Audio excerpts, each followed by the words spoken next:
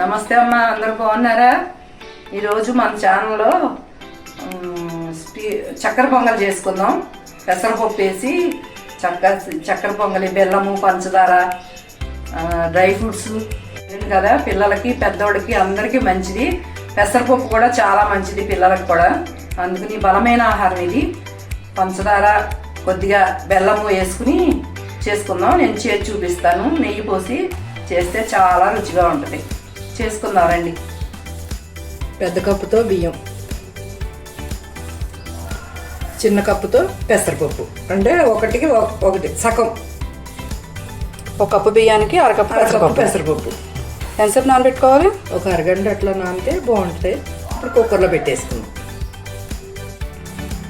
ఒక కప్పు బియ్యం అండి, ఒక అరకప్పు పెసరపప్పు తీసుకోవాలి. ఒక అరగంట నానబెట్టుకుందాం. ఇవమ్మ కప్పు పెసరపప్పు తీసుకున్నాను. వేయించుకుందాం. ఇప్పుడు దోరగా చక్కగా వేయించుకుంటే కమ్మగా ఉంటుంది.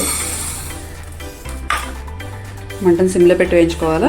సిమ్లో పెట్టి వేయించుకుంటేనే బాగా వేగుద్ది. హైలో పెడితే మారిపోతుంది. ఎర్రగా గోల్డ్ కలర్గా వస్తే కమ్మగా ఉంటుంది.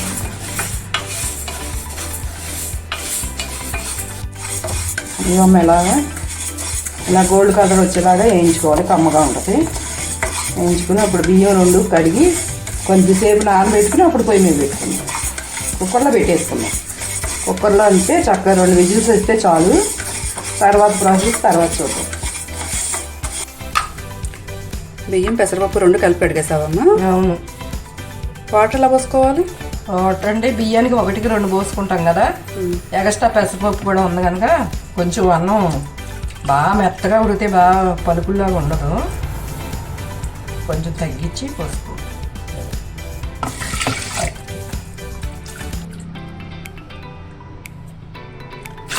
2 ఇది పెసరపప్పు కదా, హాఫ్. దానికి అట్లా వేయించాలి పెసరపప్పు. ఇది పెసరపప్పు పోసిన కప్పు కదా, దీంట్లో 1 పోసుకున్నాం. ఎందుకంటే పెసరపప్పు చప్పును ఉడికిపోతుంది కదా.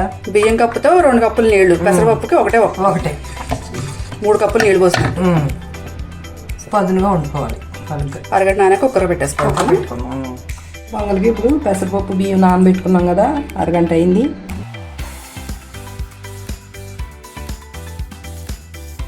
బాండి పెట్టుకుని నెయ్యి పోసుకున్నాం. కొబ్బరిని జీడిపప్పులో వేయించుకున్నాం. ఇప్పుడు నెయ్యి బాగా పడుతుందండి. చక్కెర పొంగల్లో ఎంత నెయ్యి ఎక్కువ వేసుకుంటే అంత టేస్ట్. ఇది మన ఇంట్లో కాచుకున్న నెయ్యి సొంతంగా.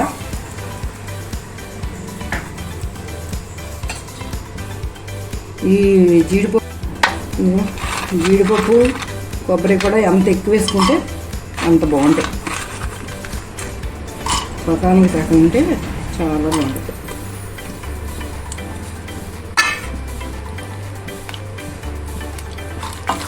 జీడిపప్పు ఇలా కలర్ మారే వరకు ఫ్రై చేసుకుందామండి. తర్వాత కొబ్బరి వేసుకుందాం. జీడిపప్పు చక్కగా ఫ్రై అయిపోయినాయండి. ఇప్పుడు వేరే బౌల్లో తీసేసుకుందాం. ఇప్పుడు కొబ్బరి ముక్కలు వేసుకుందాం. ఇది కూడా ఒక చెక్క, ఇది కూడా దోరగా వేయించుకుందాం. ఒక చెక్క ఇలా సన్నగా కట్ చేసుకోవడం కొబ్బరి ముక్కలు. పచ్చి కొబ్బరి వేసుకుంటున్నాం. పచ్చి కొబ్బరి వేయించుకుంటే బాగుంటుంది ఎండు కొబ్బరి కన్నా. ఇది కూడా దోరగా గోల్డ్ కలర్ వచ్చేలాగా జీడిపప్పులాగా వేయించుకుంటే. కొబ్బరి ముక్కలు చక్కగా ఫ్రై అయిపోయినాయండి. ఇలా ఫ్రై అవ్వాలి, గోల్డెన్ బ్రౌన్ కలరు. ఇవి కూడా తీసేసుకున్నాం.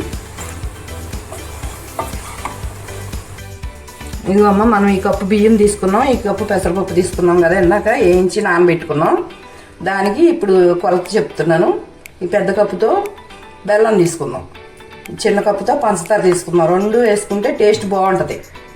కప్పు బెల్లం, అరకప్పు పంచదార టేస్ట్ బాగుంటుంది. రుచి చాలా బాగుంటుంది. ఎలా అయితే స్వీట్ కరెక్ట్గా సరిపోద్ది. అన్నం వద్దు కదా. ఇప్పుడు పంచదార బెల్లం 2 కూడా కొంచెం వాటర్ వేసుకుని స్టవ్ పైన పెట్టేసుకుందామండి. ఒక తీగపాకం వచ్చే వరకు బెల్లం మరిగించుకోవాలి. పాకం వచ్చింది, చక్కగా చిక్కగా అయింది. ఎందుకంటే వాటర్ తక్కువ పోసుకుంటాం కదా, లేకపోతే అన్నానికి లూజ్ అయిపోద్ది. మళ్ళీ తీగపాకం రావాలా? తీగలాగా చాలు. ఇప్పుడు అన్నం వేసేసుకుందాం. మనం వండుకున్న అన్నం సిమ్లో పెట్టుకుని కుక్కర్లో పెట్టుకున్న రైస్ని బెల్లం వేసేసుకోవాలండి. ఈజీగా అయిపోతుందని తెలియని వాళ్ళకి కూడా కుక్కర్లో పెట్టిందమ్మ. ఈ రైస్ అంతా బెల్లం పాకంలో వేసేసుకుంటుంది.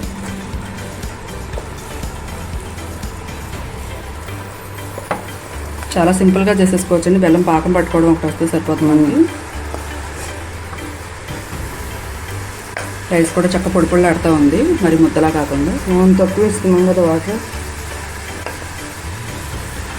చక్కెర పొంగల్ పొడిగానే ఉండాలి, ముద్దలా ఉంటుంది. పరవన్నలాగా ముద్దలా ఉంటుంది.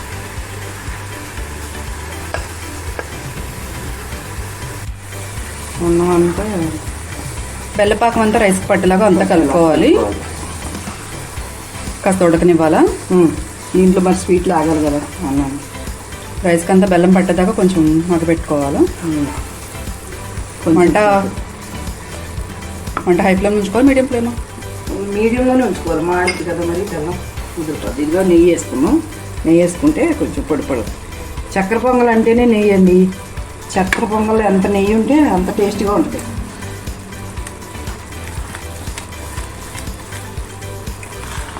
యాలక్కాయ పొడి వేసుకుని మనం వేయించుకున్న డ్రై ఫ్రూట్ అన్నీ అప్పుడు కలుపుకుంది. చల్లారితే చక్కగా పొడి పొడిగా వస్తాయి. 4-5 యాలక్కాయలు వేసుకున్నాం. ఈ యాలక్కాయలు కొద్దిగా ఒక స్పూన్ పంచదార వేసి మిక్సీ పట్టుకున్నాం, మెత్తగా నలుగుద్ది. అప్పుడు ఉడికేటప్పుడు వేసుకుంటే స్మెల్ బాగుంటుంది.